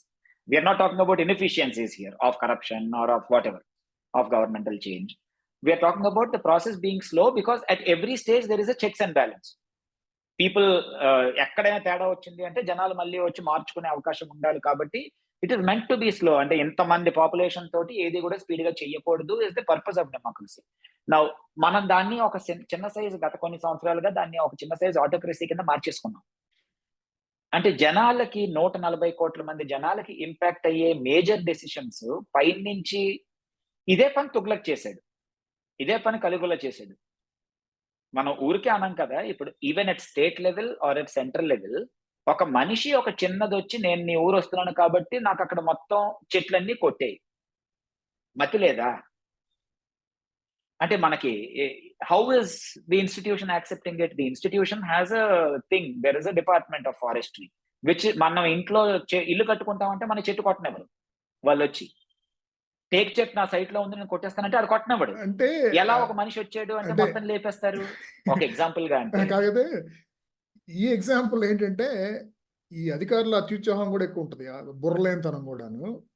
అదే ఇన్స్టిట్యూషన్స్ మొత్తం కాకపోతే అంతా నేల గారిపోవడం. అధికారులు ఇలాంటి పనులు చేసినప్పుడు ఏంటంటే ముఖ్యమంత్రి ప్రధానమంత్రి వస్తున్నాడు కాబట్టి ఆ సెక్యూరిటీ రీజన్స్ కోసం ఆ ఊరు మొత్తం సెలవు ఇచ్చేయటం, షాపులు కూడా మూసేయటం, అలాగే ఆ రోడ్డు మొత్తం చెట్లు కొట్టేయటం. అంతెందుకు స్కూల్ పిల్లలందరినీ స్కూల్ సెలవులు ముఖ్యమంత్రి ఈ ఇచ్చేసి రూట్ లో పట్టుకెళ్ళిపోవడం. విజయవాడ నుంచి ఏలూరు హెలికాప్టర్ వెళ్తాడు కాబట్టి ఈ కింద రోడ్డు మీద కూడా ఆపేయాలి. ట్రాఫిక్ ఆపేయటం. అంటే ఇలాంటివి కనీసం తెలిసిన తర్వాత అయినా ముఖ్యమంత్రికో ప్రధానమంత్రికో మంత్రికో అప్పుడైనా వాళ్ళు అధికారులను ఆపాలి కదా, కానీ వాళ్ళు ఆపట్లేదు. ఎందుకంటే రాజు గారు వాళ్ళకి అప్పుడు అదే జరిగేది కదా సార్. వాళ్ళకి కిక్ వస్తుంది అక్కడ, వాళ్ళు అందుకనే వాళ్ళు రాజుల్లా ఫీల్ అదే అవుతున్నారు. అనుబోతున్నాను. రాజు గారికి అదే జరిగేది కదా. ఇప్పుడు మనం గేమ్ ఆఫ్ థ్రోన్స్ చూస్తే అందులోని వాళ్ళకి ఆ కింద ఉన్న వాళ్ళందరికీ ఏం ఉండేది కాదు. అప్పుడు గేమ్ ఆఫ్ థ్రోన్స్ సిరీస్ రాసినప్పుడు వాడు అదే రాస్తాడు కదా. ఆ కింద ఉన్న వాళ్ళు వాళ్ళకి ఏం ఉండదు. వాళ్ళు ఏముంది, రాజు వచ్చాడు లేకపోతే రాణి వచ్చింది అంటే రోజు మొత్తం మిగిలిన పనులన్నీ ఆపేసుకుని ఒక్కసారి చూడడానికి అని చెప్పి రాత్రి వరకు ఉండిపోవడం వాళ్ళు రోడ్డు మీద. ఇంకేం పని లేదు వాళ్ళకి. Dare and poverty. వాడు వచ్చినప్పుడు ఇలా విసిరితే ఒక కాయిన్ పడుతుందేమో అన్న ఆశ. ఆ సుపీరియారిటీ కాంప్లెక్స్ ఇప్పటికి కూడా మన వాళ్ళలో ఉండిపోయి, so there is no democracy per se. ఇప్పుడు ఇందాక answering the worst thing that has happened is we have made our leaders through our అత్యుత్సాహం అండ్ త్రూ అవర్ భజన we have made them into monarchs. ఇప్పుడు ఎవడైనా కూడా వెనక నుంచి 100 మంది వస్తే నేను బాబా అయిపోతాను సార్. ఎందుకమ్మా నాకు వెనకాతల ఫాలోవర్స్ ఉంటే నేనే బాబా. That is how we have formed these cults and leaderships కదా. అవునవును. ఆ రెడీ సినిమాలో గనక బ్రహ్మానందం ఇద్దరు ముగ్గురు ఏంటి సార్ ఇలా అనగానే ఇలా తిరిగిపోతుందంటే వాడికి కూడా వచ్చేస్తుంది కదా, అహం వచ్చేస్తుంది కదా. అది నిజం. అది ఎంత మన సినిమాలు ఎంత బాగా తీసుకొచ్చాడు ఆ టాపిక్ ని. అది నిజం అనుకుంటారు వీళ్ళు. అలాగే ఐ డిజర్వ్ ఇట్, నేను వెళ్ళానంటే. పొలిటీషియన్స్ లో కూడా కొంతమందికి నేచురల్ గానే వాళ్ళకి తేడాగా పుడతారు వాళ్ళు. అలా కాకుండా కొంచెం మౌనాళ్ళు ఉన్నా కూడాను అదే అంటే పవర్ కరప్షన్ అంటారు కదా. అందుకని సార్ పవర్లోకి వచ్చిన తర్వాత స్థిమితంగా నేల మీద నిలబడటం అనేది అది చాలా గొప్ప గుణం అని ఇప్పుడున్న పొలిటీషియన్స్ కానీ లేకపోతే పాత వాళ్ళని చూసినా కూడా ఇప్పుడున్నైతే ఎక్కువ మంది.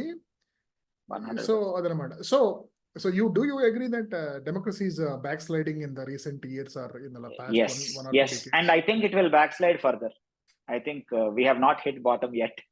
So until the last sane fellow also has to die out for it to actually hit. మన కలికి అవతారం పాపం ఇంకా పెరగలేదు ఏట్రా, ఎంత దరిద్రంగా ఉందంటే ఇంకా చాలా దరిద్రం ఉంది అని మనకు చెప్పినట్టు. సో బేసికల్ గా ఇది ఒక దేశం మొత్తం జాంబీ ల్యాండ్ టైప్ తయారైపోతే కనుక అప్పుడు that is where we're headed ఏమో ప్రాబబ్లీ. బట్ అక్కడ ఒక జెన్యున్ ఈక్వాలిటీ ఉంది జాంబీ ల్యాండ్ లో. అక్కడ ఈక్వాలిటీ ఉన్నా అందరూ జాంబీస్ వాళ్ళకి కులాలు మతాలు ప్రాంతాలు అన్నీ ఉండవు కాబట్టి. కానీ ఇక్కడ అలా అవదు కదా. ఇందాక ఫ్రీడమ్ అనే మాట వాడారు సార్. అంటే నా పరంగా this is my last point to add to this discussion. ఆ తర్వాత I have one question which I will ask you about what should we do as citizens in this అని. సో మీరు ఇందాక వాడిన దాంట్లో ఫ్రీడమ్ అనే టర్మ్ ని మనం చాలా క్యాజువల్ గా తీసుకుంటాం. అంటే మనకి మన ఎర్లియర్ జనరేషన్స్ ఫైట్ చేసిందే దానికోసం. I don't mean it in ఏదో దేశభక్తి భావోద్వేగం విషయం గురించి నేను చెప్పట్లేదు. ఏదో ఇండిపెండెన్స్ ఒకటనే కాదు. బేసిక్ గా ఫ్రీడమ్ కోసమే దాదాపు అన్ని యుద్ధాలు జరిగాయి. Freedom of some sort or the other. అన్ని యుద్ధాలు కూడా మనకి మనం ఏంటి we have grown up in it కాబట్టి మనకి we have not seen the absence of freedom. అంటే మన generation we have not even seen emergency కదా.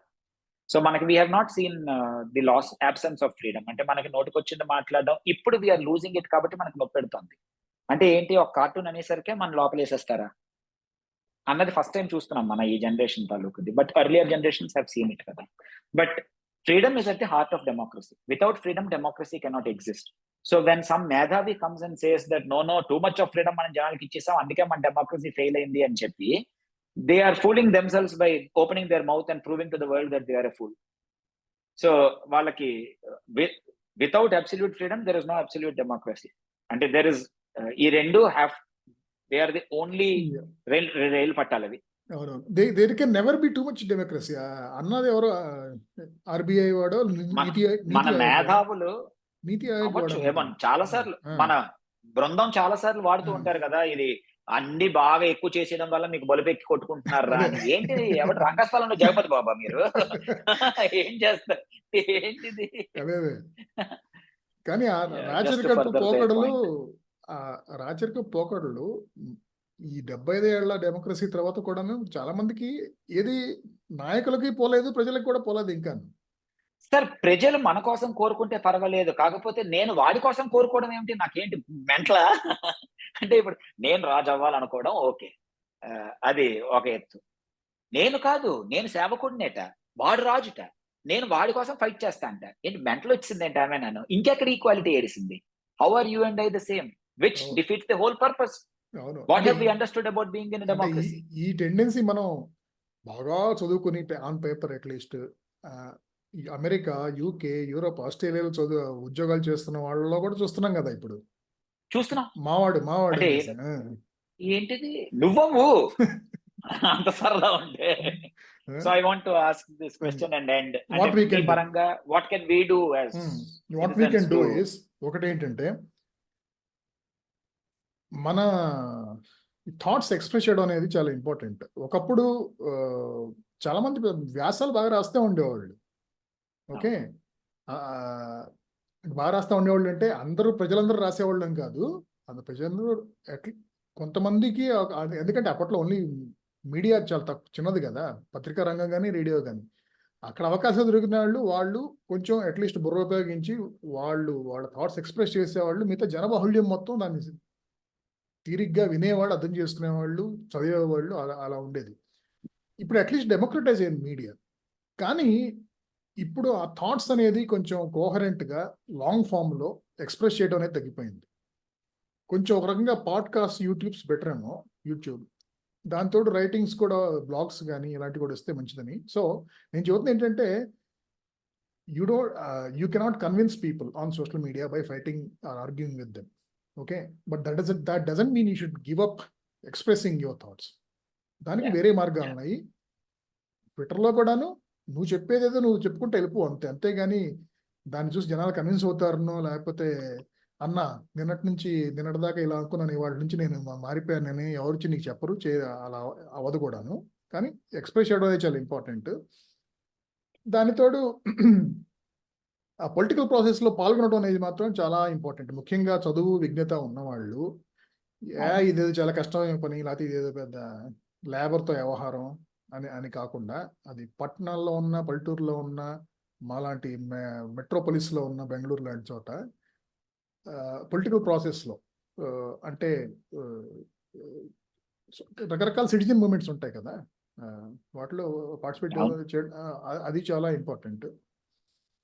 ఇక ప్రస్తుతం ఈ ఎలక్షన్ వచ్చేవరకైతే గనక ah, actually unfortunately at the centre level మనకున్న ఆప్షన్స్ అంటే ఏవీను గొప్పగా లేవు. కాబట్టి we have to vote in a certain manner which sends some message to the eventual winner. నేను ఇంతకంటే యాహ్! విడమర్చి చెప్పను యాహ్! నేను. యాహ్! ఆంధ్రాలో అయితే గనక at least we have some better choice compared to the existing incumbent regime. Agreed. అది correct. కూడాను మరీ ముఖ్యంగా I'm happy that it's a coalition of TDP and Janasena. ఎందుకంటే చెక్స్ అండ్ బ్యాలెన్సెస్ ఉంటాయని నేను ఆశిస్తున్నాను. అగ్రీడ్. ఎందుకంటే ఈయన చంద్రబాబు నాయుడేమో ఆయన అడ్మినిస్ట్రేటివ్ ఎబిలిటీస్ అవన్నీ తీసుకొస్తారు. He brings to the table. I think Pawan Kalyan will అంటే కేవలం వెల్త్ క్రియేషన్ ఆ రకంగా ఆ పాయింట్ ఆఫ్ వ్యూ నుంచి మాత్రమే చూడకుండా ఎవరైతే ఎఫెక్ట్ అవుతారో పాలసీస్ వల్ల వాళ్ళ సైడ్ నుంచి కూడా ఆలోచించడం అనేది ఆ రకంగా 100%. ఆ కౌంటర్ బ్యాలెన్సింగ్ గా ఉంటుంది. And in the process Janasena leaders and Pawan Kalyan also learn what are the challenges in formulating a good policy and implementing a good policy and then revisiting that good policy అనేది వాళ్ళకి కూడా దాంట్లో మెళకువలు తెలుస్తాయి. అది వాళ్ళ రాజకీయ జీవితానికి ఫ్యూచర్లో కూడా ఉపయోగపడుద్దని నా ఆశ. సో ఆ రకంగా ఐఎమ్ వెరీ అంటే పాజిటివ్ అబౌట్ ఆంధ్ర. సెంటర్ గురించి ఏంటంటే ఎవరైతే గెలుస్తారో వాళ్ళ మెజారిటీ తగ్గించండి, వాళ్ళకు ఒక మెసేజ్ ఇవ్వండి. ఇంకా చెప్పకుండానే మొత్తం చెప్పారు మరి. సరే మీరు చెప్పండి. లేదు, లాస్ట్ సెంటెన్సెస్ ఎవరో చాలా బాగా రాశారు, ఇది నాకు నచ్చింది, స్టేట్మెంట్ రాసుకొని ఉంచుకున్నాను. A thoughtless citizen in democracy is a useless citizen in democracy అని. సో మనం when we are in democracy we are meant to think, we are meant to object when any of our freedoms are being curtailed. మనం అక్కడి నుంచి reverse లోని మన freedom మనమే పట్టుకెళ్ళి platter లో వాళ్ళకి ఇచ్చేసి, I don't mind being trampled upon, please go ahead, do whatever you want, నా తాలూకా రైట్స్ అవి నాకేం అక్కర్లేదు, I will keep supporting you unconditionally అన్న టర్మ్ అసలు డెమోక్రసీలో లేదు. అది రాచరికంలో ఉంది. సో మనం రాచరికాన్ని తీసుకొచ్చి డెమోక్రసీ అని కన్ఫ్యూజ్ అవ్వకుండా, let us not get caught up between these three, monarchy, aristocracy or autocracy and democracy. We are in a democracy where we have the same rights. So ఆలోచించి, if we take our freedoms very seriously, I think we will be good citizens. And this change will come probably in a couple of generations. It won't be quicker than that, but it is worth preserving. Democracy is a treasure worth preserving, and someday we hope we really become the mother of democracy like we tout it to be. We should become a good daughter or daughter-in-law of a democracy in future. Daughter-in-law. అని కాదు, in future you cannot become grand father కదా. So democracy ఖతరే మే high అంటారు అయితే. Democracy खतरे में है, but हम बचाएंगे, होपफुली बचाएंगे.